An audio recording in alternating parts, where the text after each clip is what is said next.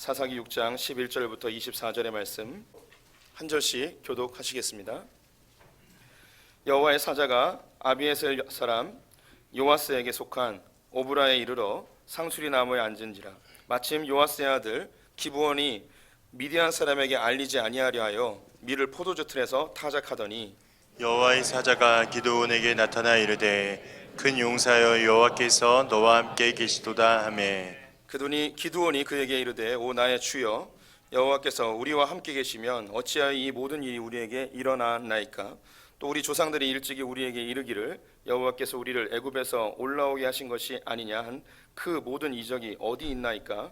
이제 여호와께서 우리를 버리사 미디안의 손에 우리를 넘겨 주셨나이다 하니 여호와께서 그를 향하여 이르시되 너는 가서 이 너의 힘으로 이스라엘 미디안의 손에서 구원하라.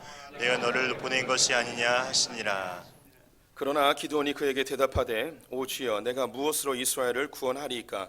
보소서 나의 집은 므낫세 중에 극히 약하고 나는 이 아버지 집에서 가장 작은 자니이다 하니 여호와께서 그에게 이르시되 내가 반드시 너와 함께 하리니 내가 미디안 사람 치기를 한 사람 치듯 하리라 하시니라. 기드온이 그에게 대답하되 만일 내가 주께 은혜를 얻었사오면 나와 말씀하시니가 주 되시는 표징을 내게 보이소서. 내가 예물을 가지고 다시 주께로 와서 그것을 주 앞에 드리기까지 이곳을 떠나지 마시기를 원하나이다 하니 그가 이르되 내가 너 돌아올 때까지 머무르리라 하니라. 기드온이 가서 염소 새끼 하나를 준비하고 가루한 에바로 무교병을 만들고 고기를 소쿠리에 담고 국을 양푼에 담아 상수리 나무 아래 그에게로 가져다가 드리매 하나님의 사자가 그에게 이르되 고기와 무교병을 가져다가 이 바위에 놓고 국을 부으라 하니 기드온이 그대로 하니라. 여호와의 사자가 손에 잡은 지팡이 끝을 내밀어 고기와 무교병에 대니 불이 바위에서 나와 고기와 무교병을 살랐고 여호와의 사자는 떠나서 보이지 아니한지라. 기드온이 그가 여호와의 사자인 줄을 알고 이르되 슬프도소이다 주 여호와여 내가 여호와의 사자를 대면하여 보았나이다 하니 여호와께서 그에게 이르시되 너는 안심하라 두려워하지 말라 죽지 아니하리라 하시니라. 기드온이 여호와를 위하여 거기서 제단을 쌓고 그것을 여호와 살롬이라 하였더라.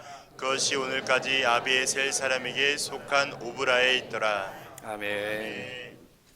오늘도 주님의 보좌 앞으로 나오신 성도님들에게 하나님의 은혜와 평강이 함께 하시기를 축원드립니다. 옆 사람에게 반갑게 인사하겠습니다. 하나님 당신 편이십니다. 네, 감사합니다. 우린 여호와께 쌓은 제단이라는 주제 가지고 말씀 나누고 있습니다. 성경에는 믿음의 선배들이 제단을 쌓는 장면들이 많이 나오는데요. 이 제단은 예배의 모습과 함께 신앙이 추구해야 될 방향성에 대해서 알려주고 있습니다. 그래서 믿음의 선배들의 제단 쌓은 모습을 통하여 우리가 어떻게 주님 앞에 예배할 것인가, 또 어떤 신앙의 자세를 가져야 될 것인가 함께 살펴보고 있죠. 오늘은 그 7번째 시간으로 기드온이 쌓은 제단에 대해서 함께 살펴보도록 하겠습니다. 한 교회에 괜찮은 청년이 한 명 있었습니다. 명문대학을 나오고 또 유수한 기업에 들어가서 소위 말해서 엘리트 코스로 삶을 살아가고 있었는데요. 또 신앙심도 좋아서 교회에서 흔히 이야기하는 교회 오빠로 불리는 그런 멋진 청년이었습니다.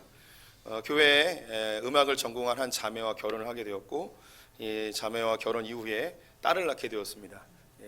산후조리원에서 2주 지나 집으로 돌아왔는데 이 아내에게 남편이 대장암 4기라는 그런 소식을 전달받게 되었습니다. 이 남편이 대장암 4기라는 소식을 들은 그의 어머니가 충격으로 세상을 떠나게 되었고 항암 치료하는 과정 속에 아내의 몸에도 뭔가 이상한 느낌이 들어서 검사를 해봤는데 혈액암 4기가 발견이 되었습니다. 정말 영화 같은 이야기죠. 이것은 실화입니다. 지난 5월 달에 개봉한 교회 오빠라는 영화에 나오는 주인공들의 이야기입니다. 제가 영상으로 예고편을 잠깐 준비했는데 함께 보겠습니다. 아빠 생일 축하해.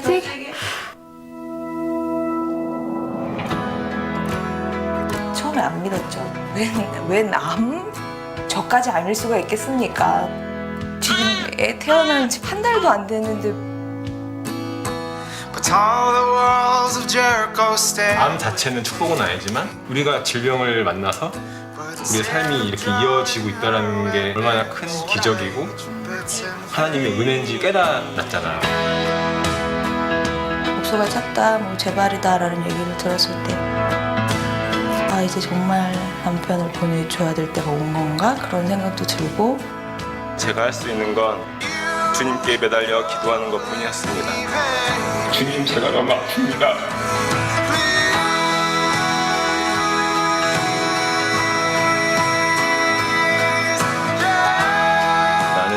너무 짧은 시간에 너무 큰 고난을 연달아 받아서 그 누구도 경험하지 못한 하나님의 그 깊은 사랑과 은혜를 체험했었구나라는 위안이 들더라고요.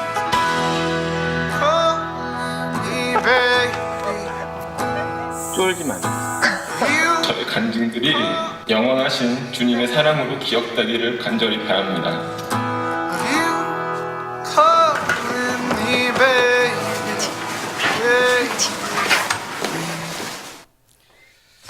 이 자매님은 암이 나았고요. 이 형제님은 이 세상을 떠나서 지금 천국에 하나님 품에 있습니다. 제가 영화를 봤는데 그 마지막에 아내분이 그 남편의 죽음 앞에서 이제 떠나서 이제 숨을 멈춘 상태에서 고백을 하는데 고맙다고 그러더라고요. 뭐가 고마웠냐면 믿음을 끝까지 지켜줘서 고맙다고 이야기를 했습니다. 또 이 영화에 나오는 남자분이 극한 고통 때문에 몰핀을 맞아야 되는데 몰핀을 거부했어요. 그 이유는 몰핀을 맞으면 정신이 혼미해져서 말씀을 볼 수가 없다는 거예요.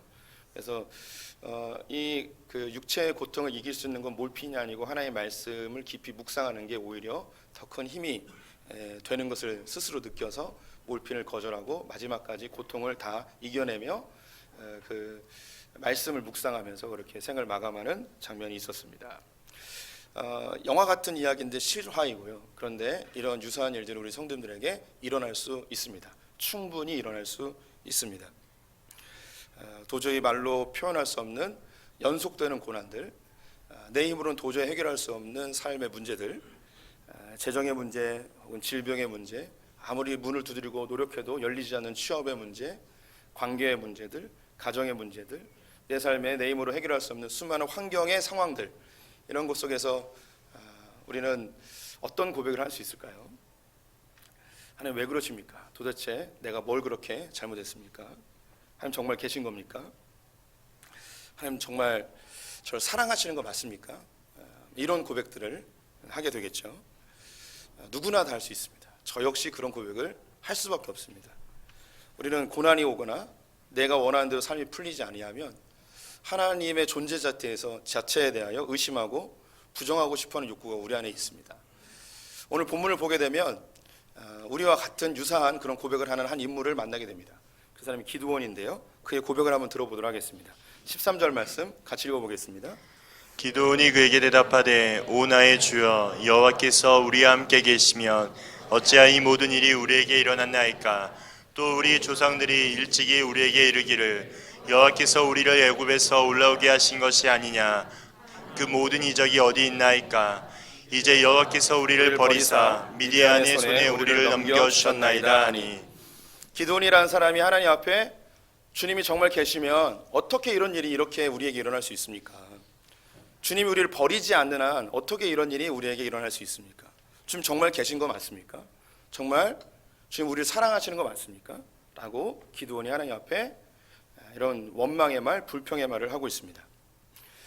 기드온은 지금으로부터 약 3,400년 전 사람입니다. 이스라엘의 지파 중에 므낫세 지파에 속해 있는 사람이었는데요. 그가 이 이야기를 하고 있는 이 현장은 포도주를 만들기 위해서 포도를 으깨는 포도주 틀에서 하는 이야기였습니다. 그런데 이 포도주 틀에서 포도를 수확하는 것이 아니었고 밀을 타작하고 있었습니다. 뭔가 상황이 이상하죠. 포도주 틀에서 밀을 수확하고 있습니다. 포도주 틀을 한번 사진으로 보여드릴게요. 이렇게 생겼습니다. 다양하게 있는데 포도를 붓고 발로 밟아서 그 즙이 나오면 그것을 모아서 포도주를 만들게 되어집니다. 이거 조금 작은 거고요. 더 큰 것은 더 깊이가 더 깊은 곳도 많이 있습니다. 여기에서 밀을 타작하고 있는 거예요. 왜 여기서 밀을 타작하고 있는가? 뭔가 상황이 안 맞는데 왜 이런 일이 벌어졌는가? 그 이유는 미디안 족속들이 이스라엘에게 공격해 와서 그들이 추수를 하면 이걸 다 뺏어가는 거예요. 그것을 무려 7년이나 반복하고 있었습니다. 이스라엘 사람들은 미디안을 피하여서 산에 올라가서 살고 있었고 웅덩이를 파고 굴을 파고 산성을 만들어서 그곳에서 생활하며 곡식을 재배하기 위하여서 가끔씩 내려오고 추수 때가 되어지면 몰래 추수를 해야 되는 거예요. 미디안 사람들에게 들키면 그들이 와서 다 빼앗아 갔기 때문입니다. 성경이 표현하기를 마치 메뚜기 떼처럼 왔다고 이야기해요. 메뚜기의 재앙을 아시죠? 메뚜기 떼가 한번 스쳐 지나가면 남아있는 것이 아무것도 없을 정도로 완전히 다 빼앗겨버리는 상황이 되어버렸습니다. 이런 것이 한두 해 정도 반복되면 견딜 수 있겠지만 7년 동안 이 일이 계속 반복되고 있는 거예요. 우리 성도님들이 이제 성경을 좀 아시면 이런 7이라는 숫자가 딱 나오면 이게 단순히 7년이 아니고 이 기드온과 이스라엘 백성들이 겪을 수 있는 정말 최대의 고통을 지금 겪고 있구나. 그래서 조금이라도 이 곡식이 생기면 이것도 빼앗기면 안 되어서 이 기드온은 목숨 걸고 미디안 사람에게 들키지 않기 위하여 가족들을 먹여 살리기 위하여 조금의 이 곡식단을 가지고 몰래 숨어서 이 포도주 틀에서 이걸 타작하고 있는 이 기드온의 모습을 생각해 보십시오. 그런데 이렇게 지금 미디안 사람들을 눈길을 피해서 몰래 타작하고 있는데 어디에선가 갑자기 뜬금없는 소리가 확 터져 나옵니다. 그 소리가 무엇이었냐면 12절 말씀 같이 한번 읽어보도록 하겠습니다. 여호와의 사자가 기드온에게 나타나 이르되 큰 용사여 여호와께서 너와 함께 계시도다 하매. 예, 이 미디안은 지금 어떤 상황이냐? 기드온은 어떤 상황이냐? 미디안의 눈길을 피하여서 몰래 타작을 하고 있는데 갑자기 뒤에서 큰 용사여 여호와께서 너와 함께 계신다라고 이야기하는 거예요. 간이 떨어졌겠죠. 몰래 하고 있는데 깜짝 놀라서 뒤를 돌아보니까 본문에 여호와의 사자라고 표현되어 있는데 여호와의 사자인지는 나중에 알아요. 그냥 길 가던 나그네나 지팡이를 들고 있었는데 어쩌면 그 어떤 노인네 정도가 거기에 있을 거라고 생각하시면 좋을 것 같습니다. 거기에서 큰 용사여 여호와께서 너와 함께 하신다라고 이야기를 하였을 때에 그런 깜짝 놀란과 함께 그 마음속에 뭔가 말할 수 없는 분노가 차오르게 됩니다. 첫 번째 분노는 뭐였냐면 여호와께서 너와 함께 계신다 이 이야기였어요. 아니 여호와께서 함께 계시면 어떻게 이런 일이 벌어집니까? 여호와께서 우리와 함께 계시면 어떻게 7년 동안 이렇게 미디안에게 모든 곡식들을 다 빼앗기고 이런 고통을 겪을 수 있습니까? 정말 하나님 우리와 함께 계시는 거 맞습니까? 이스라엘 백성들이 애굽에서 건진 받았다고 하는데 그때는 그런 이적이 있었을지 모르겠지만 그 하나님이 지금 우리를 버린 거 아닙니까? 어떻게 여호와께서 우리와 함께 계신다고 그렇게 이야기할 수 있습니까? 하는 분노가 그 안에서 훅 차오르게 되어지죠.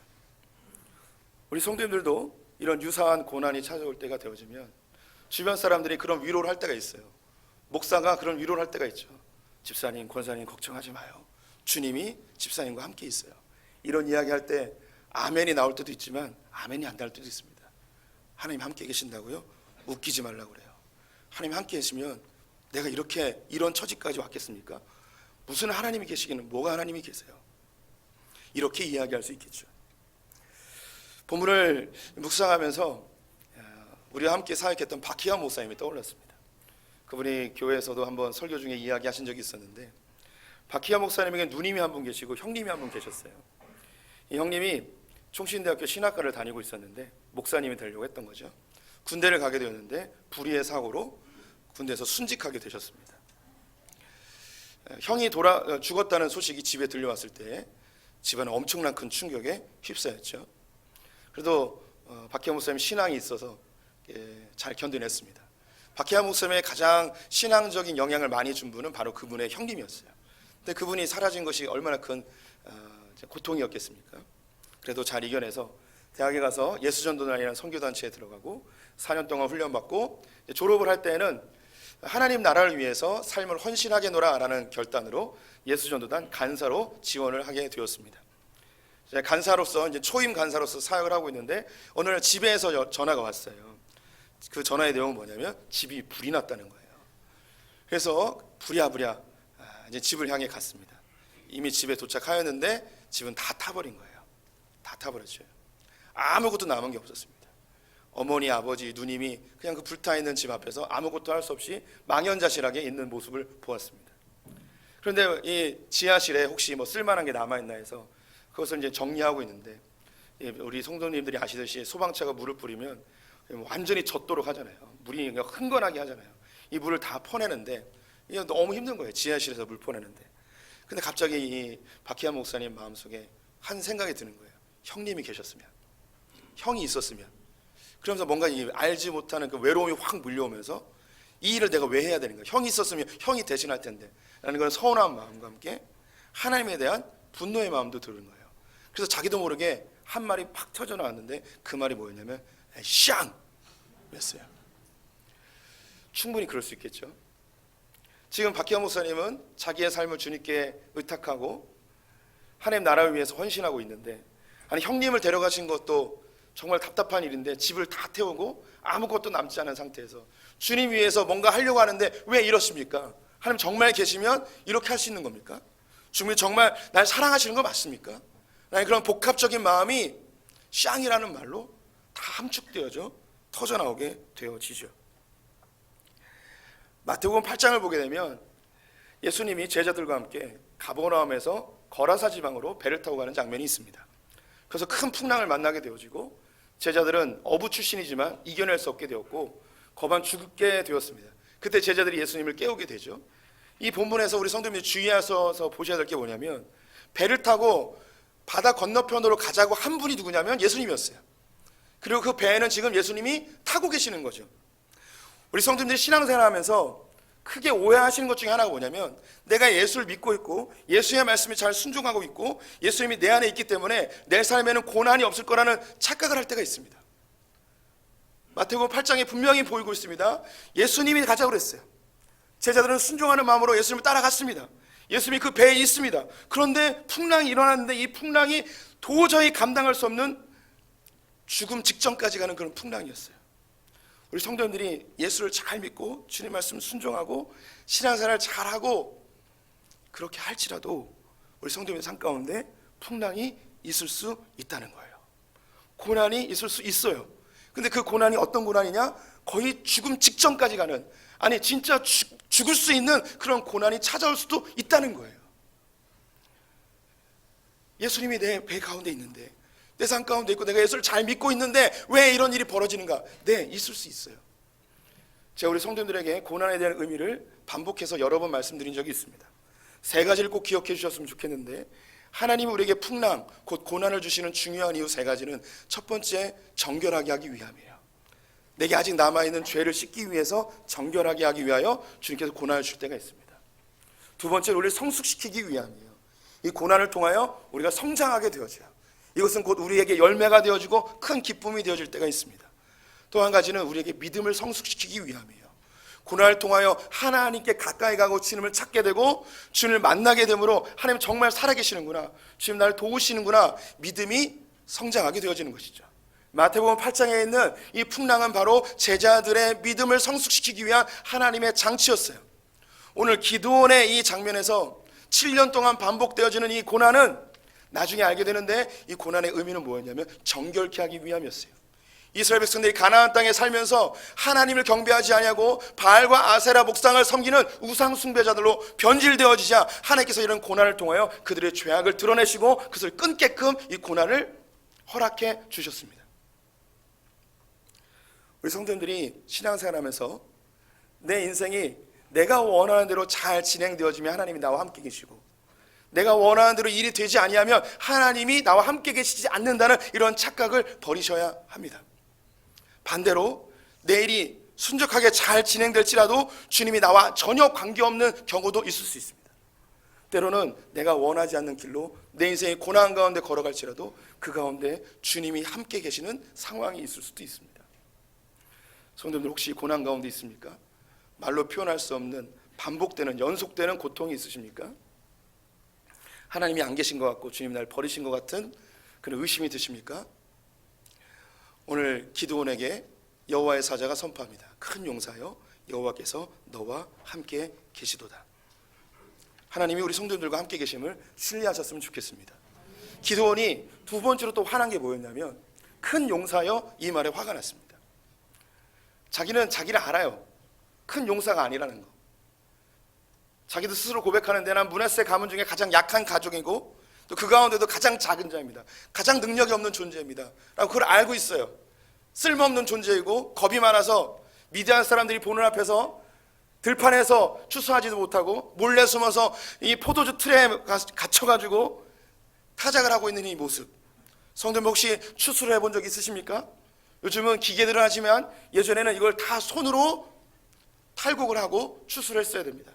그러면 이 날리는 겨 때문에 너무너무 힘들어요. 이 겨가 몸속으로 들어가면요 엄청나게 간지러워요. 그래서 추수할 때는요 온몸을 다 감싸요, 이게 안 들어가게. 그런데 바람이 잘 불어야지 이 겨들이 날아가는데, 지금 이 포도주 틀에서 지금 굉장히 불편한 상황에 추수를 하고 있는 거예요. 탈곡을 하고 있는 거예요. 그는 겁에 질려서 지금 이렇게 몰래 숨어가지고 탈곡을 하고 있는데, 이 기도원을 향해서 큰 용사여 라고 이야기하니 얼마나 화가 나겠습니까? 가장 약한 부분을 찌른 거예요. 나는 왜 이렇게 용기가 없을까? 나는 왜 이렇게 힘이 없을까? 나는 왜 이렇게 능력이 없을까? 자기 가족을 먹여 살리기 위해서 좀 담대하게 미디안 사람들과 전쟁도 하고 승리도 하고 슈퍼히어로가 돼서 슈퍼맨처럼 뭔가 멋들어지게 성공을 좀 하면 좋겠는데, 나 자신은 아는 거예요. 너무 빈약하고 너무 약한 내 자신을 보면서 나 스스로 내가 싫은데, 여호와의 사자라는 사람이, 아니 여호와 사자도 모르죠. 그냥 어떤 늙은이가 길 가던 나그네가 큰 용사여, 날 놀리고 있는 거죠. 놀리고 있는 거예요. 저희 성도들에게 제가 갖고 있는 가장 큰 컴플렉스가 두 가지가 있는데, 첫 번째는 지적 컴플렉스예요. 저는 너무너무 똑똑해지고 싶었던 사람이에요. 또 한 가지는 믿기 어려우시겠지만 외모 컴플렉스가 있어요. 인정하는 듯한 분위기는. 그래서 우리 할렐루야. 그래서 우리 성도님들이 저보고 목사님 너무 똑똑해 보여요, 이 이야기를 하잖아요. 그럼 저에게는 절대 칭찬으로 들리지 않아요. 놀린다고 들려요. 그리고 저에게 목사님 너무 잘생겼어요 라고 그러면 진심으로 느껴지. 그런 얘기를 들으면 날 놀린다고 생각이 들어요. 지금은 많이 바뀌어졌어요. 지금은 제가 이제 하나님 앞에서 건강한 자아상을 되찾아서 그렇게 이야기하면 감사합니다라고 받지만, 예전에는 내가 멍청한 걸 놀리고 있구나, 내가 못생길 걸 돌려서 나를 공격하고 있구나. 그런데 이 마음 가진 분이 제가 여기 보니까 한 90%는 되는 것 같아요. 이 의미가 뭔지 아시죠? 예, 칭찬이 칭찬으로 안 들리는 거예요. 이 지금 기도원은요, 자기의 가장 연약한 부분이 뭔지 알아요. 용기가 없는 거예요. 그런데 이 여호와의 사자라는 어떤 길 가는 나그네가 큰 용사여라고 했을 때 너무 화딱지가 나는 거예요. 근데 그 뒤에 한마디를 더 합니다. 14절 말씀 같이 읽어보도록, 14절 15절 함께 읽습니다. 여호와께서 그를 향하여 이르시되 너는 가서 이 너의 힘으로 이스라엘 미디안의 손에서 구원하라. 내가 너를 보낸 것이 아니냐 하시니라. 그러나 기드온이 그에게 대답하되 오 주여, 내가 무엇으로 이스라엘을 구원하리이까? 보소, 나의 집은 므낫세 중에 극히 약하고 나는 내 아버지 집에서 가장 작은 자이니라 하니. 큰 용사여 라고 일컬었던 그 나그네가 기드온에게 하나님 어디 계십니까?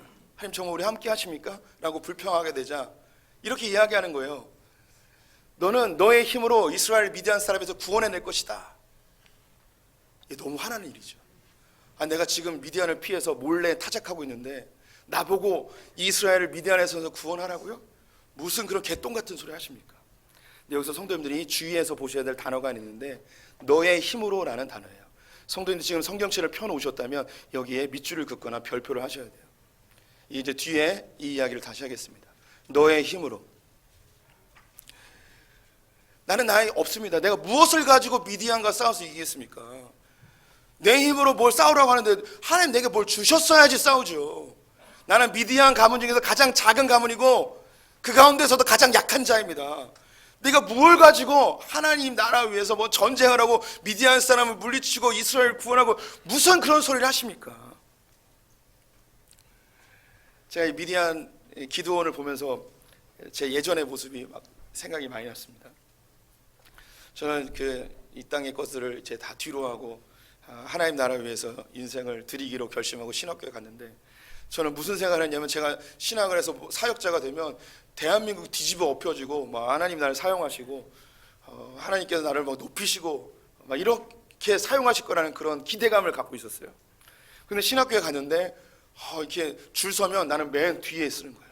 너무 보잘것없고 다른 사역자들에 비해서 난 너무 초라하고 가진 것도 없고 뭐 이런 생각이 들었습니다. 그때 하나님 앞에 막 분노가 일어났습니다. 아니 이럴 거면 차라리 신학교 오질 말게 하든가, 아니 목사를 시킬 거면 아예 능력을 많이 주시든가 하셨어야지. 이게 뭡니까? 기드온이 그런 생각을 하는 거예요. 아니 나보고 뭐 큰 용사라고요? 내가 미디안 사람으로부터 이스라엘 사람들 구원한다고요? 웃기는 소리 하지 마십시오. 아니 그럴 거면 차라리 미디안이 공격해 들어오지 아니하도록 주께서 막아주시든가, 아니면 나로 하여금 이스라엘을 구원하게 한다면 구원할 수 있게끔 나에게 어떤 그런 능력을 주시든가 해야지 무슨 그런 소리를 하십니까? 절대 그런 일 없습니다. 저 역시 목사로서 크게 성공하거나 하나님 나라에서 뭐 두각을 나타낼 수 있는 가능성이 전혀 없어 보여서 저는 신학을 그만두고 일반인으로 돌아갈 각오를 하게 됐습니다. 어느 직장에 취직해 보려고 원서도 써봤는데 그건 못하고 일단은 휴학을 하고 인도로 가게 되어졌죠. 하나님께 대한 원망이 컸어요. 나를 이렇게 정말 찌질하게 쓸 거면 왜 나를 부르셨습니까? 그냥 직장 다니면서 평신도로 교회 섬기면서 살게 하시지, 나를 이왕에 부르셨으면 좀 능력을 잔뜩 부어주셔서 뭐 병든 자도 낫게 하고 한번 설교하면 산천명씩 뭐 회개하고 이런 능력을 좀 주셔야 되는 거 아닙니까? 그런 능력 주시지 않을 거면 안 하겠습니다. 그냥 평신도로 돌아가겠습니다. 이런 생각을 하고 있었죠.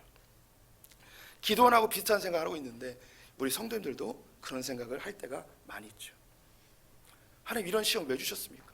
차라리 아예 이 시험이 고난이 발생하지 아니하도록 주님께서 그냥 막아주시면 되는 거 아닙니까? 그리고 이 일을 나보고 해결하라고요? 뭐 내가 능력이 있어야 해결하죠. 내가 돈이 있습니까? 백이 있습니까? 뭐 머리가 좋습니까? 좋은 학벌이 있습니까? 내 부모님이 뭐 의리의리하게 잘 삽니까? 아무것도 없는 나보고 이 땅에서 어떻게 살라는 겁니까, 주님? 이런 생각을 할 때가 있습니다. 이때에 여호와의 사자가 기드온에게 이렇게 이야기합니다. 16절 같이 읽어보겠습니다. 여호와께서 그에게 이르시되 내가 반드시 너와 함께하리니 내가 미디안 사람 치기를 한 사람 치듯 하리라 하시니라. 이 말로 기드온이 뭔가 확 깨달아요. 이 말에서 뭐가 기드온의 마음을 확 깨닫게 하느냐? 방금 전에 이 나그네가 뭐라고 이야기했냐면 큰 용사여 여호와께서 너와 함께 계시도다라고 이야기했는데 오늘 본문은 뭐라고 되냐면 내가 너와 함께 하겠다라고 했어요. 여호와께서 너와 함께 계시도다라고 이야기했던 그분이 내가 너와 함께 하겠다 하니까 지금 이 말하는 분이 누구이겠습니까? 여호와 하나님인 거예요. 그래서 깜짝 놀란 거예요. 근데 이게 중요한 거예요.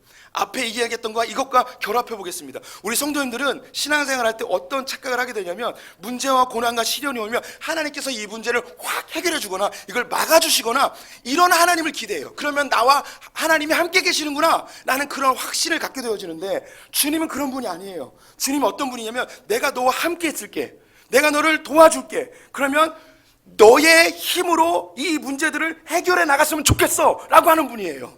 이게 하나님이에요. 내게 능력 주신 자 안에서 내가 모든 것을 할 수 있겠노라 라는 거예요. 내가 감당할 수 없는 시험을 허락지 아니하신 하나님, 그 근거가 뭐냐면 네가 갖고 있는 힘, 이미 내가 너에게 준 그 힘으로. 그래서 너의 마음이 자꾸 낭망하고 쓰러지고 하나님에서 의심하니까 내가 너와 함께 있을게, 너는 충분히 이 시험을 이길 수 있어, 너의 힘으로 이 일을 해봐, 내가 너와 함께 해줄게. 이게 하나님이 우리에게 요구하시는 바예요. 근데 우리는 많은 기도가 주님 제발 해결해 주세요 이거예요. 이렇게 하는 게 기도가 옳지 않아요. 지금 나와 함께 해주십시오, 내가 열심히 해보겠습니다. 여호와의 사자가 이야기하는 거예요. 네 힘으로 한번 해봐. 근데 안 되지. 알아, 나도 알아. 너 힘없고 약하고 작은 사람인 거 알아. 그래서 내가 너와 함께 해줄게. 네가 부족한 부분은 내가 채워주고, 네가 쓰러지면 내가 일으켜주고, 네가 감당하지 못할 시험 내가 막아줄 테니까 네 힘으로 한번 해봐! 한번 해봐! 해보라고. 해보지도 않고 왜 나한테만 해달라고 하냐고. 해보라고. 도전해보라고. 싸워보라고.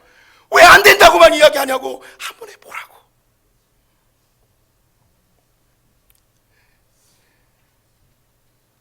하나님에 대해서 우리가 오해할 때가 많아요. 기드온이 여기서 깨달아요. 이분이 여호와이시구나. 깜짝 놀라서 잠깐만 기다려보라고. 당신이 하나님께서 보내신 분이라는 걸 내가 증거를 얻고 싶다고, 표징을 보고 싶다고. 잠깐만 기다리고 내가 집에 잠깐 다녀올 테니까. 염소 한 마리 하고요, 고기하고 무교병하고 국한 그릇하고 가져와요. 근데 여호와 사자가 기다리고 있습니다. 바위 위에 고기와 무교병을 쌓아놓고 거기에 국을 부으래요. 예전에 모든 제사는 불로 태우는 제사였죠. 국을 부으라 했을 때 국을 부으면 안 타잖아요. 허무맹랑한 일을 한 거예요. 이 기드온이 일부러 국 가져온 거예요. 이분이 하나님의 사자인지 아닌지, 물을 붓고 국을 부었을 때 이걸 불로 낼 수 있는지 없는지 그걸 시험해 보고 싶은 마음이 있었던 거죠. 하나님이 그 마음을 아시고 해래요. 진짜 합니다. 지팡이를 대었더니 바위에서 불이 확 나서 태워버리는 거예요. 기드온이 깜짝 놀라 뒤로 다 팔레당 넘어지죠. 성경에 넘어졌다는 얘기 없어요. 근데 저는 그게 막 보여요. 팔레당 넘어졌어요. 정신 차려가지고 넘어졌을 것 같아요? 안 넘어졌을 것 같아요? 넘어졌죠. 딱 들으니까 불을 이렇게 했겠죠. 정신 차리고 딱 봤는데 여호와의 사자가 사라져버렸어요. 하나님이구나 라는 걸 알았죠. 그러자 그의 마음속에 두려움이 확 몰려옵니다. 이스라엘 백성들에게 마음속에는 하나님을 보면 죽는다는 생각이 있어요. 하나님은 거룩하시고 우리는 죄악되기 때문이죠. 내가 이제 죽었구나. 하나님을 보았으니 내가 죽었구나. 동시에 지금 하나님 앞에서 누구 욕하고 있었던 거예요? 하나님 욕하고 있었던 거예요. 이거 어떻게 하면 좋을까? 하나님을 욕하고 있었으니. 우리 성도님들 화장실에서 조심하세요. 제 욕하지 마세요. 저는 화장실을 하루에 20번 이상 가요. 다 들려요. 근데 딱 열었는데 목사님이 딱 있어요. 근데 이제 난 죽었구나. 저는 온유하고 겸손해서 다 용서할 수 있어요. 주님 안 그럴 수도 있어요. 이제 죽었구나. 그래서 23절, 24절 말씀 같이 읽어보겠습니다. 여호와께서 그에게 이르시되 너는 안심하라 두려워하지 말라 죽지 아니하리라 하시니라. 기드온이 여호와를 위하여 거기서 제단을 쌓고 그것을 여호와 살롬이라 하였더라. 그것이 오늘까지 아비레셀 사람에게 속한 오브라에 있더라. 안심하라, 두려워하지 마라, 네가 죽지 아니한다. 구약에서 여호와의 사자라고 불려지는 이런 호칭이 있으면 우리 성도님들이 가장 쉽게 이해할 수 있는 방법이 구약에 나타난 예수 그리스도라고 보시면 돼요. 그래서 이 여호와의 사자를 보았기 때문에 이 기드온은 죽지 않아요. 성육신하신 예수님을 보았기 때문이죠. 근데 더불어서 그의 마음속에 하나님을 원망하고 두려워했던 마음도 있었어요. 근데 그 마음까지도 주님이 아시기에 용서하시며 걱정하지 마라, 두려워하지 마라, 내가 너를 다 용서해 줄 것이다. 너는 내가 너와 함께 할 것이니 너에게 이미 주어진 그 능력 가지고 한번 나아가서 미디안 가면 싸워봐라 라고 주님 다시 격려하십니다. 그 자리에서 기드온은 제단을 쌓죠. 성경에 나와 있지 않지만 그가 가져왔던 염소 한 마리를 가지고 거기다 제단을 쌓고 예배를 드렸던 것 같아요. 그리고 그 제단의 이름을 여호와 샬롬이라고 부르게 되어집니다. 우리 성도님이 그렇게 잘 알고 있는 바로 그 여호와 샬롬이에요. 여호와는 평강이십니다, 평화이십니다, 화평이십니다 라는 뜻이죠. 예수 그리스도 안에, 하나님 안에서 내가 평안을 누릴 수 있습니다 라는 겁니다. 그런 죽음에서 모면한 것도 있지만 하나님이 나와 함께 계심으로 내게 있는 이 시련들과 어려움과 고난들에 대해서 내가 평강의 마음을 가지고 이미 하나님께서 승리를 선포하셨기 때문에 내가 담대히 나가서 이 승리를 취하겠습니다. 나는 두려워하지 아니하고 담대히 나가서 주님을 위하여 싸우겠습니다 라는 결단이 이 안에 있는 거예요. 그리고 그는 나가서 그 다음 바로 구절에 아세라 목상과 바알 신상을 파괴하는 일을 하게 되었습니다. 이게 우리가 추구하는 예배예요. 매주 드리는 이 주일 예배가 어떤 예배인가? 우리는 세상에서 또 쓰러지고 돌아옵니다.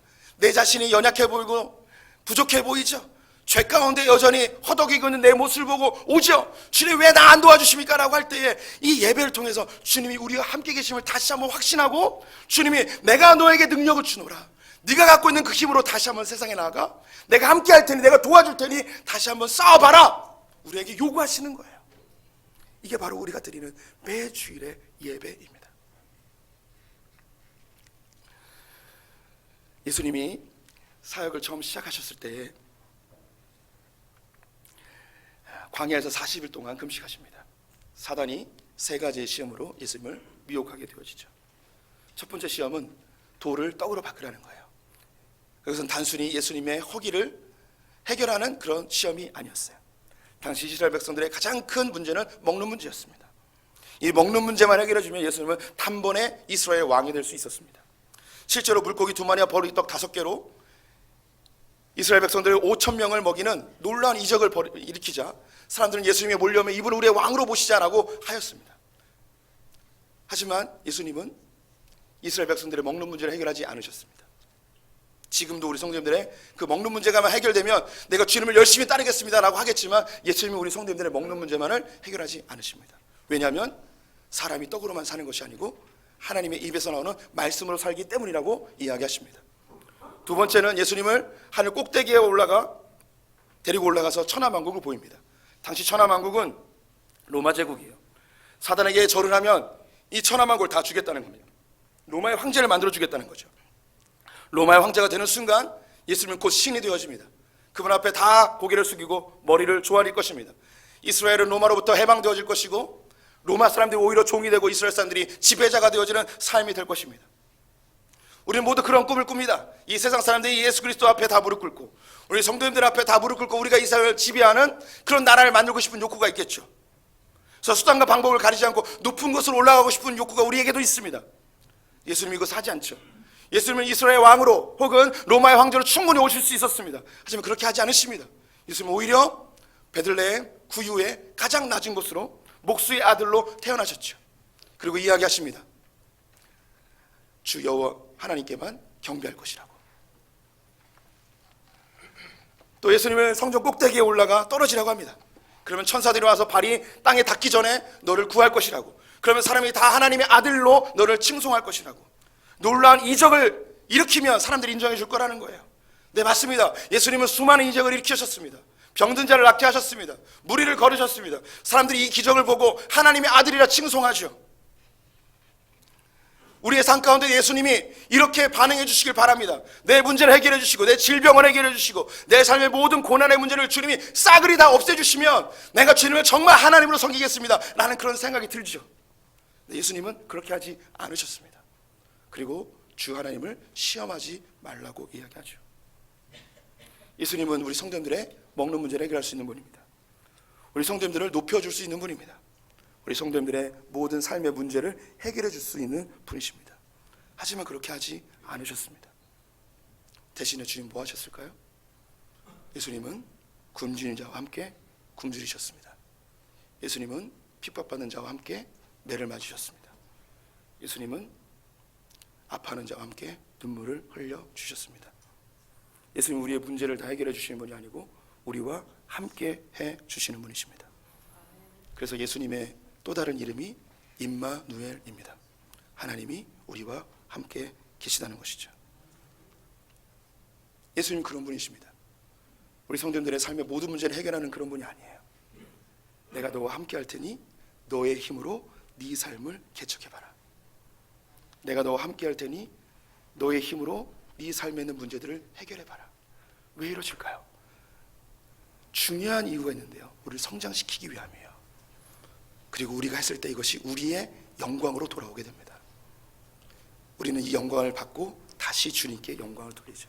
주님, 저는 아무것도 한 게 없습니다. 주님이 나와 함께 계셨기에 이 험난한 길들을 다 이겨낼 수 있었습니다. 주님은 또 우리에게 이야기합니다. 아니야, 네가 네 힘으로 이거 잘 해냈잖아. 너 잘했어. 너무 멋져. 아닙니다, 주님. 주님이 안 도와줬으면 여기까지 올 수도 없었습니다. 주님이 또 이야기하는 거예요. 네가 여기까지 잘 왔어. 열심히 했잖아. 너무 잘했어. 착하고 충성된 종아. 너무 잘했어. 이게 요한계시록 4장에 있는 24장로들이 자기의 면류관을 벗어서 주님께 던지는 모습이에요. 주님이 하셨습니다. 지금 우리에게 다시 면류관을 씌워주며 네가 잘했어 라고 하는 거죠. 요한복음 16장 32절 33절 말씀 같이 읽어보겠습니다. 보라 너희가 다 각각 제 곳으로 흩어지고 나를 혼자 둘 때가 오나니 벌써 왔도다. 그러나 내가 혼자 있는 것이 아니라 아버지께서 나와 함께 계시느니라. 이것을 너희에게 이르는 것은 너희로 내 안에서 평안을 누리게 하려 함이라. 세상에서는 너희가 환난을 당하나 담대하라. 내가 세상을 이겼노라. 예수님도 우리와 똑같은 고민을 하셨습니다. 십자가에 달리기 직전에 예수님의 고민은 뭐였냐면 주님 왜 나를 버리십니까? 정말 주님 계시는 겁니까? 주님 정말 사랑하시는 거 맞습니까? 내가 정말 주님의 아들이라면 이런 고난을 왜 허락하십니까? 라는 고민을 똑같이 하게 되죠. 그때 예수님은 우리와 조금 다른 고백을 하십니다. 이런 십자가의 고난이 있을지라도 주님이 나와 함께 계신다. 아버지께서 나와 함께 계신다. 내가 담대히 너에게 말한다. 환난을 당하지만 담대하라. 내가 이미 세상을 이기었다. 내가 너희를 고아처럼 내버려두지 아니하고 내가 세상 끝날까지 너희와 함께 할 것이고 내가 영원히 너희와 함께 있을 것이다. 두려워하지 마라.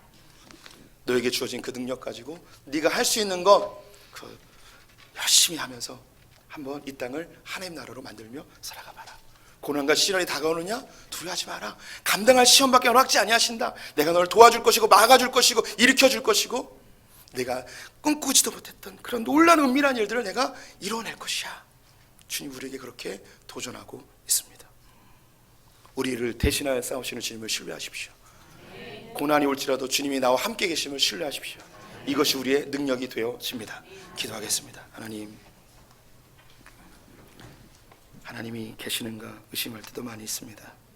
고난이 올 때마다 주님을 원망하기도 합니다. 주님이 차라리 막아줬으면 내가 이것을 다 해결할 수 있는 재정의 능력, 권세의 능력, 영적인 능력이라도 있었으면 좋겠다는 생각을 많이 합니다. 하지만 주님께서는 우리와 함께 하시며 우리의 눈물에 함께 울어주시고 우리가 배고플 때 함께 배고파 주시고 우리가 힘들 때 나의 어깨를 두드려 주시는 주님 감사합니다. 내게 이미 주님께서 많은 능력을 주셨고 은사를 주셨고 이 능력 주시는 자 안에서 모든 걸 살 수 있음을 선포하셨기에 오늘 이 예배를 통하여 주님이 우리와 함께 계심을 다시 한번 신뢰하고 우리의 삶의 현장으로 다시 나아가 하나님께서 이미 성취하신 승리를 맛보는 자들 되게 하여 주시옵소서. 예수님의 이름으로 기도드렸습니다. 아멘. 광고 말씀드리겠습니다.